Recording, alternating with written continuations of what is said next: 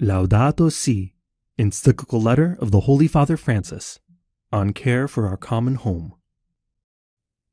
Chapter 3. The Human Roots of the Ecological Crisis. It would hardly be helpful to describe symptoms without acknowledging the human origins of the ecological crisis. A certain way of understanding human life and activity has gone awry, to the serious detriment of the world around us. Should we not pause and consider this?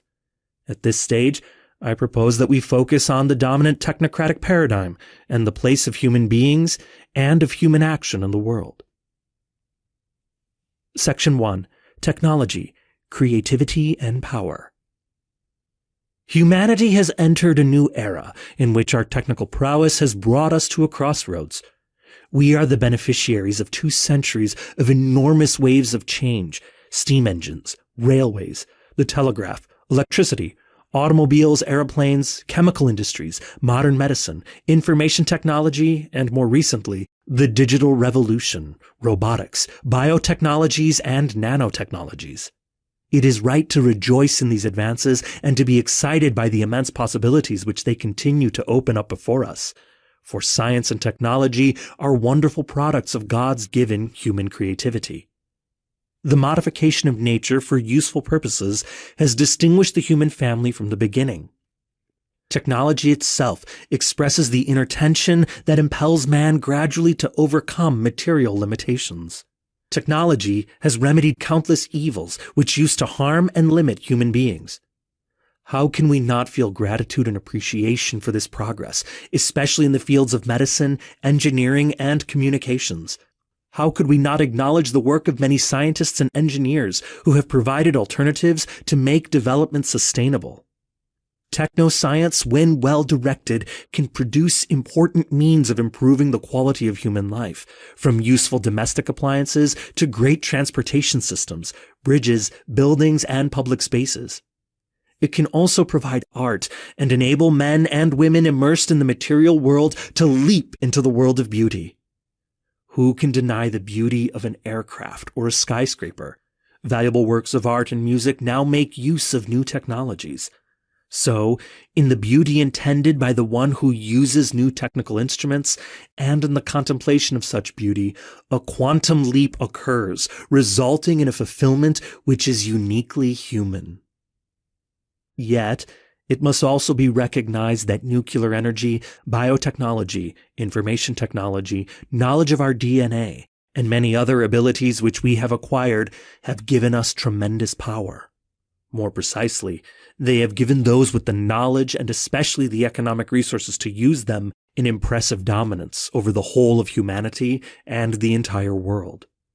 Never has humanity had such power over itself, yet nothing ensures that it will be used wisely, particularly when we consider how it is currently being used. We need to but think of nuclear bombs dropped in the middle of the 20th century, or the array of technology which Nazism, communism, and other totalitarian regimes have employed to kill millions of people, to say nothing of the increasingly deadly arsenal of weapons available for modern warfare. In whose hands does all this power lie, or will it eventually end up? It is extremely risky for a small part of humanity to have it. There is a tendency to believe that every increase in power means an increase of progress itself, an advance in security, usefulness, welfare, and vigor, an assimilation of new values into the stream of culture. As if reality, goodness, and truth automatically flow from technological and economic power as such. The fact is that contemporary man has not been trained to use power well, because our immense technological development has not been accompanied by a development in human responsibility, values, and conscience. Each age tends to have only a meager awareness of its own limitations. It is possible that we do not grasp the gravity of the challenges now before us. The risk is growing day by day that man will not use his power as he should. In effect, power is never considered in terms of the responsibility of choice, which is inherent in freedom, since its only norms are taken from alleged necessity, from either utility or security. But human beings are not completely autonomous. our freedom fades when it is handed over to the blind forces of the unconscious, of immediate needs, of self-interest, and of violence. In this sense, we stand naked and exposed in the face of our ever-increasing power, lacking the wherewithal to control it. We have certain superficial mechanisms, but we cannot claim to have a sound ethics, a culture and spirituality genuinely capable of setting limits and teaching clear-minded self-restraint. Section 2. The globalization of the technocratic paradigm. The basic problem goes even deeper. It is the way that humanity has taken up technology and its development, according to an undifferentiated and one-dimensional paradigm. This paradigm exalts the concept of a subject who, using logical and rational procedures, progressively approaches and gains control over an external object. This subject makes every effort to establish the scientific and experimental method, which in itself is already a technique of possession, mastery, and transformation. It is as if the subject were to find itself in the presence of something formless, completely open to manipulation. Men and women have constantly intervened in nature, but for a long time, this meant being in tune with and respecting the possibilities offered by the things themselves. It was a matter of receiving what nature itself allowed, as if from its own hand. Now, by contrast, we are the ones to lay our hands on things, attempting to extract everything possible from them, while frequently ignoring or forgetting the reality in front of us. Human beings and material objects no longer extend a friendly hand to one another. The relationship has become confrontational. This has made it easy to accept the idea of infinite or unlimited growth, which proves so attractive to economists, financiers, and experts in technology. It is based on the lie that there is an infinite supply of the Earth's goods, and this leads to the planet being squeezed dry beyond every limit. It is the false notion that an infinite quantity of energy and resources are available, that it is possible to renew them quickly, and that the negative effects of the exploitation of the natural order can be easily absorbed. It can be said that many problems of today's world stem from the tendency, at times unconscious, to make the method and aims of science and technology an epistemological paradigm which shapes the lives of individuals and the workings of society. The effects of imposing this model on reality as a whole, human and social, are seen in the deterioration of the environment. But this is just one sign of a reductionism which affects every aspect of human and social life. We have to accept that technological products are not neutral, for they create a framework which ends up conditioning lifestyles and shaping social possibilities along the lines dictated by the interests of certain powerful groups.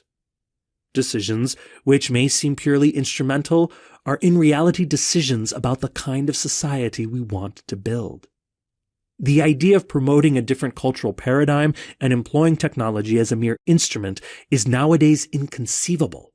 The technological paradigm has become so dominant that it would be difficult to do without its resources, and even more difficult to utilize them without being dominated by their internal logic. It has become countercultural to choose a lifestyle whose goals are even partly independent of technology, of its costs and its power, to globalize and make us all the same.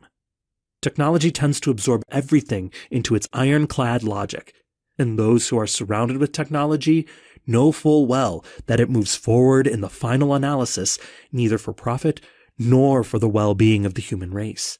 That in the most radical sense of the term, power is its motive, a lordship over all.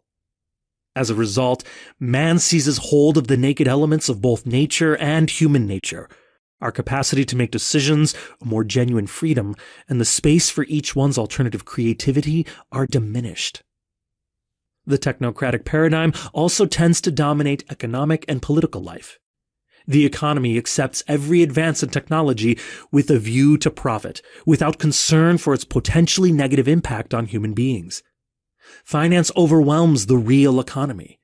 The lessons of the global financial crisis have not been assimilated, and we are learning all too slowly the lessons of environmental deterioration.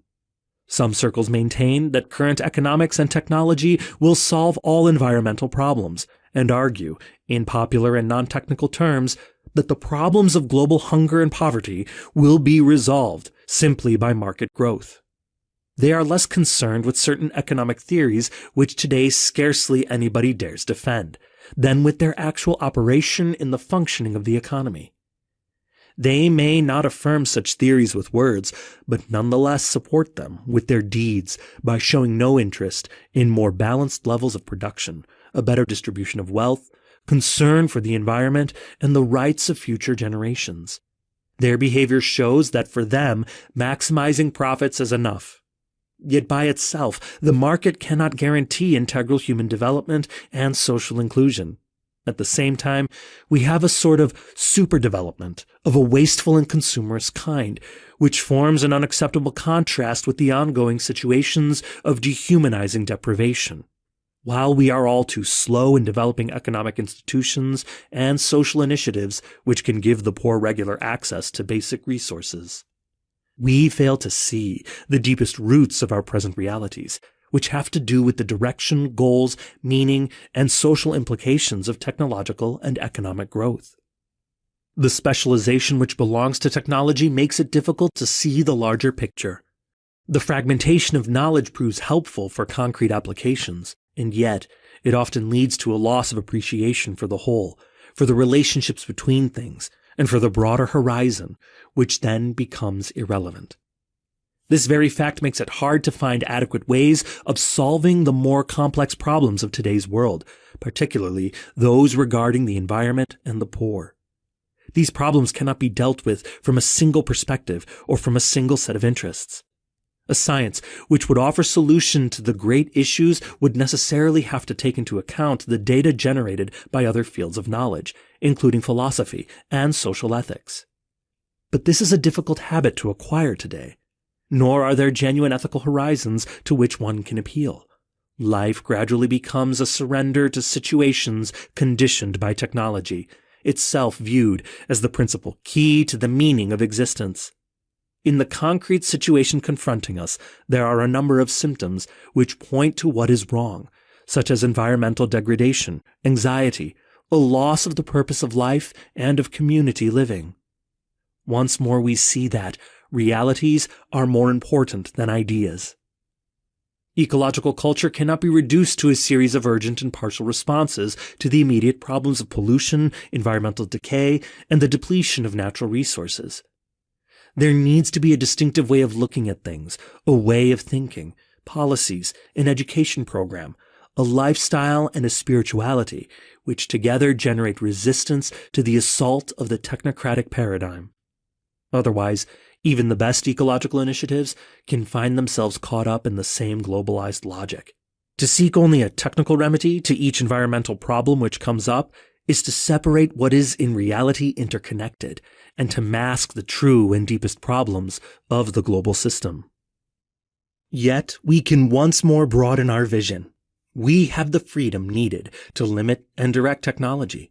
We can put it at the service of another type of progress, one which is healthier, more human, more social, more integral. Liberation from the dominant technocratic paradigm does in fact happen sometimes. For example, when cooperatives of small producers adopt less polluting means of production and opt for a non-consumerist model of life, recreation, and community. Or when technology is directed primarily to resolving people's concrete problems, truly helping them live with more dignity and less suffering. Or indeed, when the desire to create and contemplate beauty manages to overcome reductionism through a kind of salvation, which occurs in beauty and in those who behold it.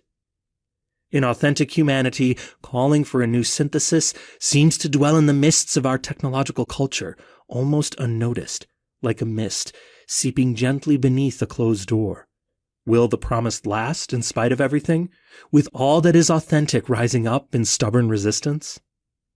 There is also the fact that people no longer seem to believe in a happy future. They no longer have blind trust in a better tomorrow based on the present state of the world and our technological abilities. There is a growing awareness that scientific and technological progress cannot be equated with the progress of humanity and history, a growing sense that the way to a better future lies elsewhere. This is not to reject the possibilities which technology continues to offer us, but humanity has changed profoundly.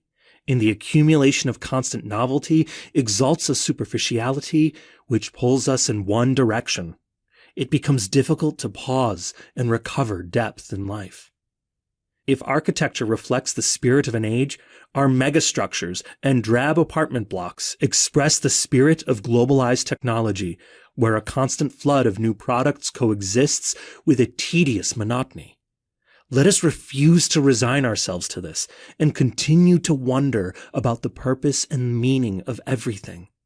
Otherwise, we would simply legitimate the present situation and need new forms of escapism to help us endure the emptiness. All of this shows the urgent need for us to move forward in a bold cultural revolution. Science and technology are not neutral. From the beginning to the end of a process, various intentions and possibilities are in play and can take on distinct shapes. Nobody is suggesting a return to the Stone Age, but we do need to slow down and look at reality in a different way, to appropriate the positive and sustainable progress which has been made, but also to recover the values and the great goals swept away by our unrestrained delusions of grandeur. Section 3. The Crisis and Effects of Modern Anthropocentrism.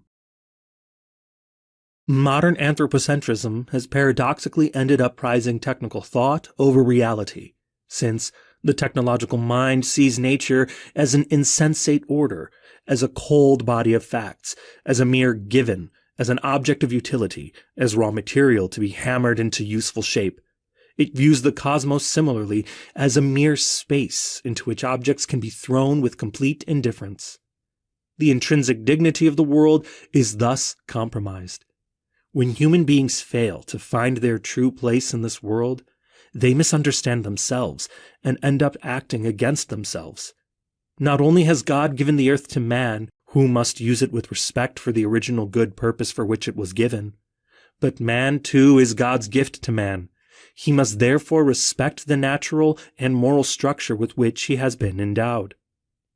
Modernity has been marked by an excessive anthropocentrism, which today, under another guise, continues to stand in the way of shared understanding and of any effort to strengthen social bonds.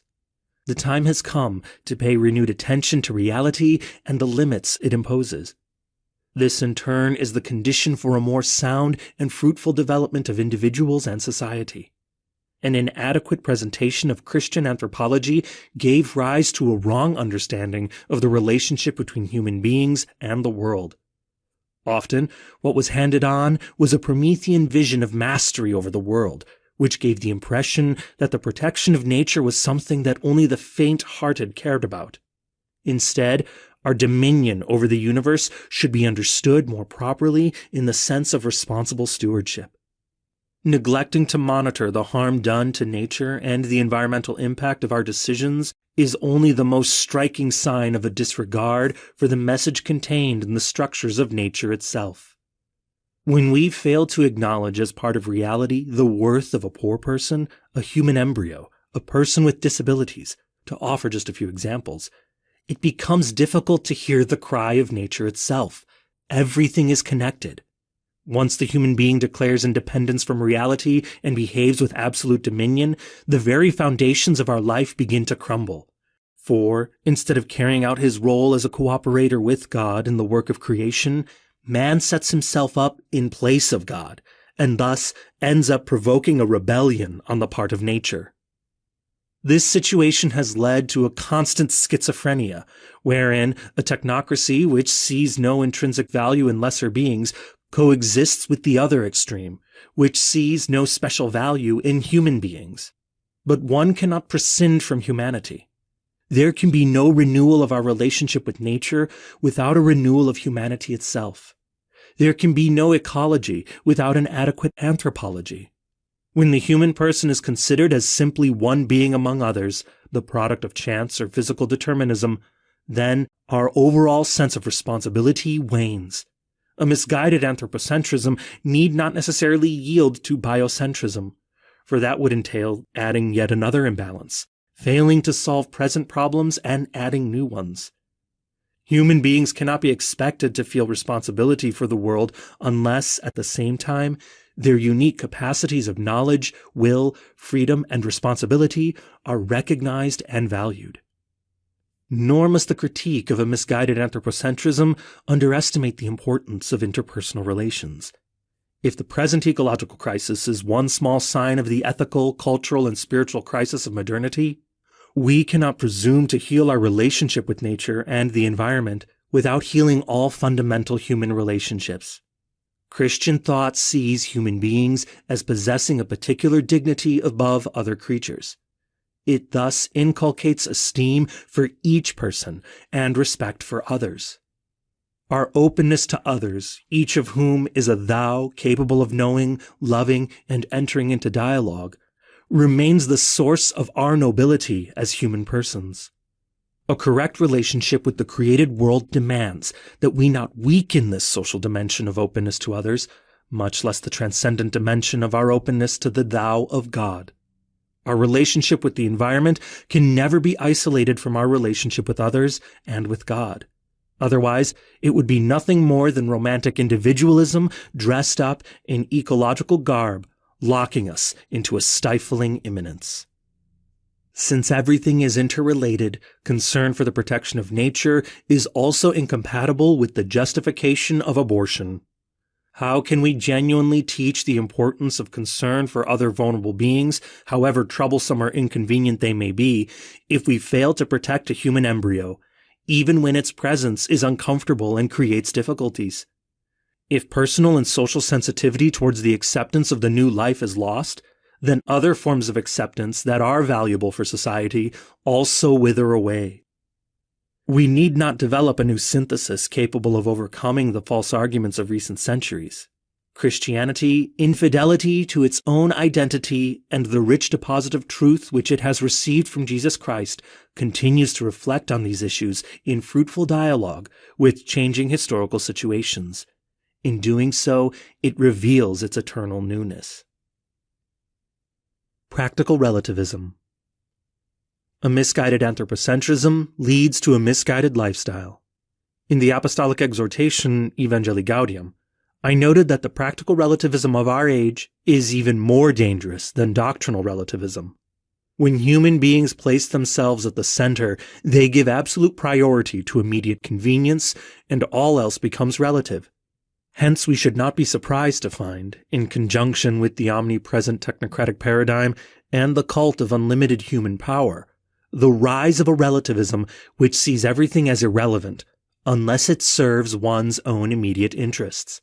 There is a logic in all this, whereby different attitudes can feed on one another, leading to environmental degradation and social decay. The culture of relativism is the same disorder which drives one person to take advantage of another, to treat others as mere objects, imposing forced labor on them or enslaving them to pay their debts. The same kind of thinking leads to the sexual exploitation of children and abandonment of the elderly who no longer serve our interests. It is also the mindset of those who say, "Let us allow the invisible forces of the market to regulate the economy and consider their impact on society and nature as collateral damage." In the absence of objective truths or sound principles other than the satisfaction of our own desires and immediate needs, what limits can be placed on human trafficking, organized crime, the drug trade, commerce in blood diamonds, and the fur of endangered species? Is it not the same relativistic logic which justifies buying the organs of the poor for resale or use in experimentation? Or eliminating children because they are not what their parents wanted? This same use and throwaway logic generates so much waste because of the disordered desire to consume more than what is really necessary. We should not think that political efforts or the force of law will be sufficient to prevent actions which affect the environment, because when the culture itself is corrupt and objective truth and universally valid principles are no longer upheld, then laws can only be seen as arbitrary impositions or obstacles to be avoided. The need to protect employment. Any approach to integral ecology, which by definition does not exclude human beings, needs to take into account the value of labor, such as St. John Paul II wisely noted in his encyclical Laborem Exercens. According to the biblical account of creation, God placed man and woman in the garden he had created, not only to preserve it, keep, but also to make it fruitful, till. Laborers and craftsmen thus maintain the fabric of the world. Developing the created world in a prudent way is the best way of caring for it. Developing the created world in a prudent way is the best way of caring for it, as this means that we ourselves become the instrument used by God to bring out the potential which he himself inscribed in things. The Lord created medicines out of the earth, and a sensible man will not despise them. If we reflect on the proper relationship between human beings and the world around us, we see the need for a correct understanding of work. If we talk about the relationship between human beings and things, the question arises as to the meaning and purpose of all human activity. This has to do not only with manual or agricultural labor, but with any activity involving a modification of existing reality, from producing a social report to the design of a technological development. Underlying every form of work is a concept of the relationship which we can and must have with what is other than ourselves. Together with the awe-filled contemplation of creation, which we find in St. Francis of Assisi, the Christian spiritual tradition has also developed a rich and balanced understanding of the meaning of work, as, for example, in the life of Blessed Charles de Foucauld and his followers. We can also look to the great tradition of monasticism. Originally, it was a kind of flight from the world, an escape from the decadence of the cities. The monks sought the desert, convinced that it was the best place for encountering the presence of God. Later, Saint Benedict of Norcia proposed that his monks live in community, combining prayer and spiritual reading with manual labor, ora et labora. Seeing manual labor as spiritually meaningful proved revolutionary. Personal growth and sanctification came to be sought in the interplay of recollection and work. This way of experiencing work makes us more protective and respectful of the environment. It imbues our relationship to the world with a healthy sobriety.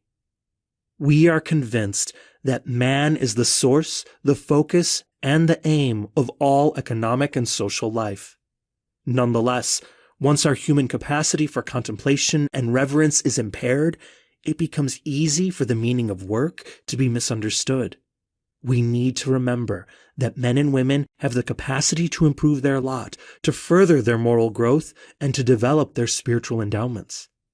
Work should be the setting for this rich personal growth, where many aspects of life enter into play: creativity, planning for the future, developing our talents, living out our values, relating to others, giving glory to God.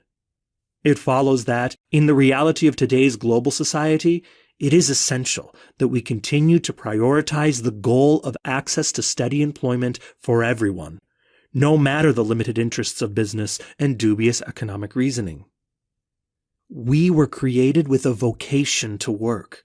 The goal should not be that technological progress increasingly replace human work, for this would be detrimental to humanity.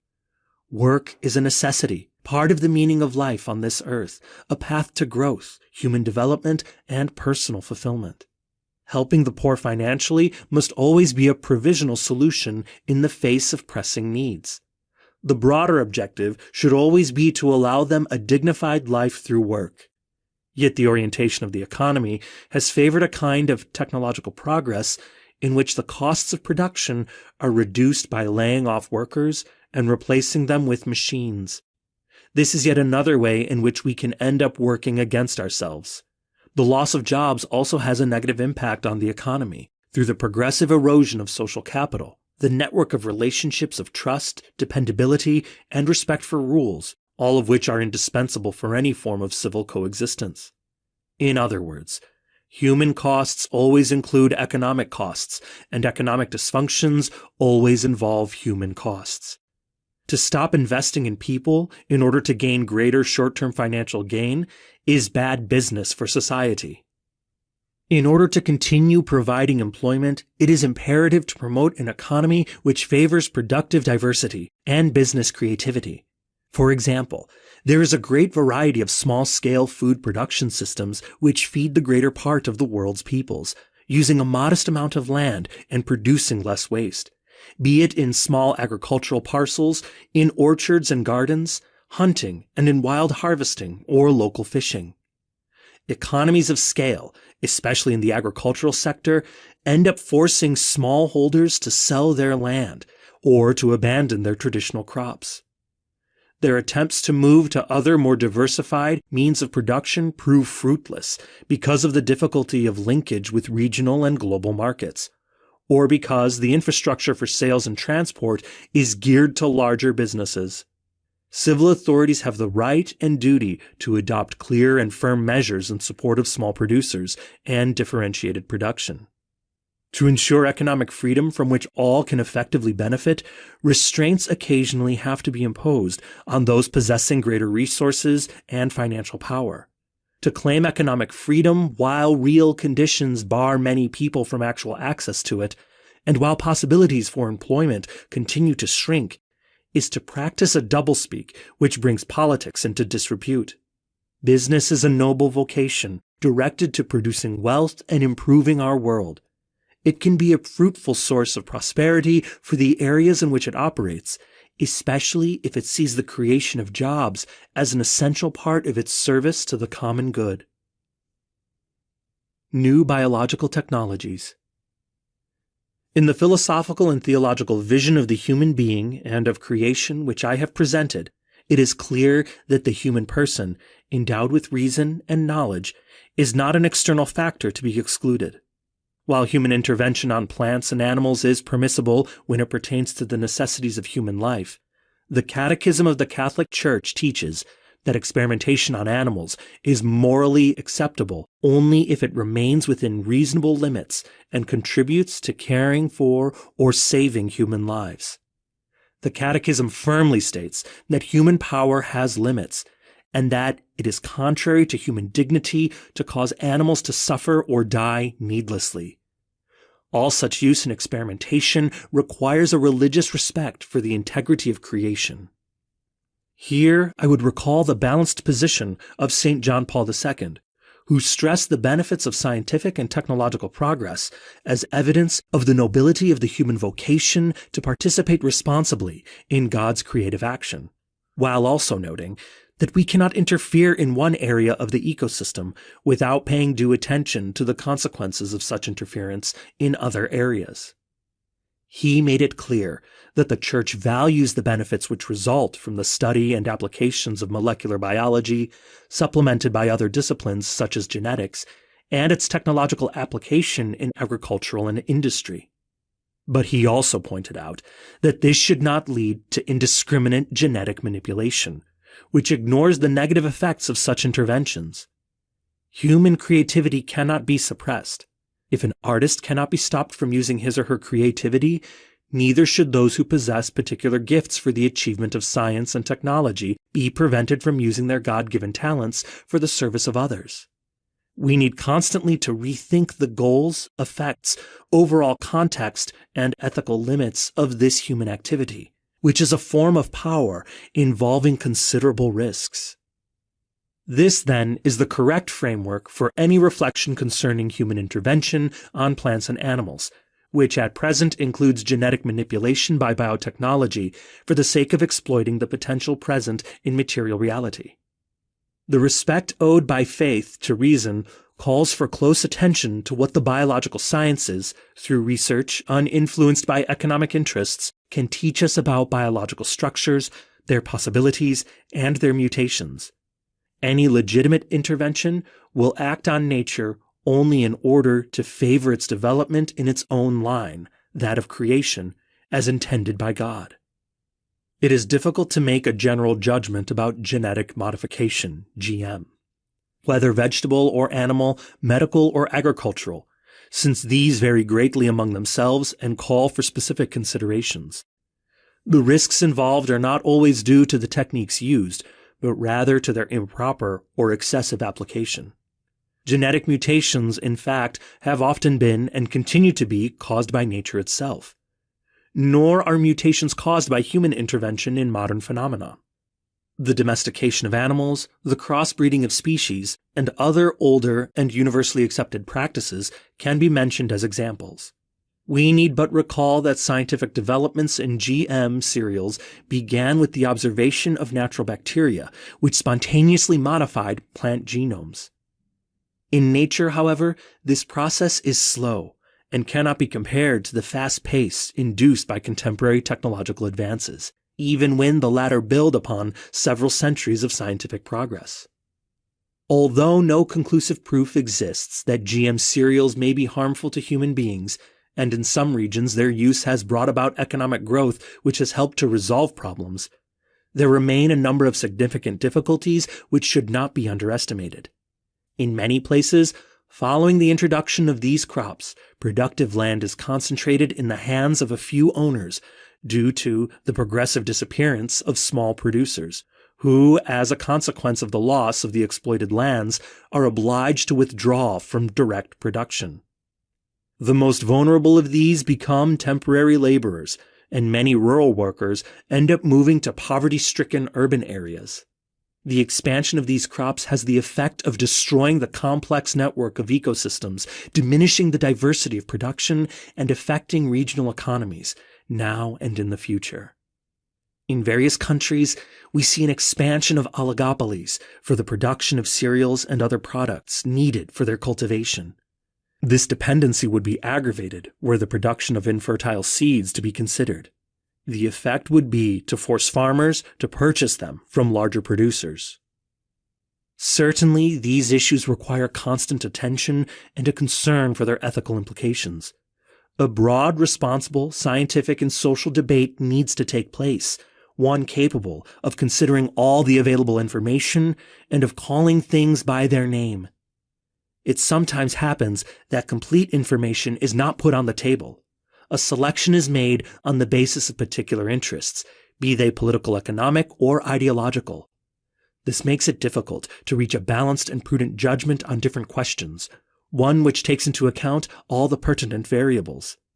Discussions are needed in which all those directly or indirectly affected, farmers, consumers, civil authorities, scientists, seed producers, people living near fumigated fields, and others, can make known their problems and concerns and have access to adequate and reliable information in order to make decisions for the common good, present and future. This is a complex environmental issue. It calls for a comprehensive approach, which would require, at the very least, greater efforts to finance various lines of independent, interdisciplinary research capable of shedding new light on the problem. On the other hand, it is troubling when some ecological movements defend their integrity of the environment, rightly demanding that certain limits be imposed on scientific research. They sometimes fail to apply those same principles to human life. There is a tendency to justify transgressing all boundaries when experimentation is carried out on living human embryos. We forget that the inalienable worth of a human being transcends his or her degree of development. In the same way, when technology disregards the great ethical principles, it ends up considering any practice whatsoever as licit.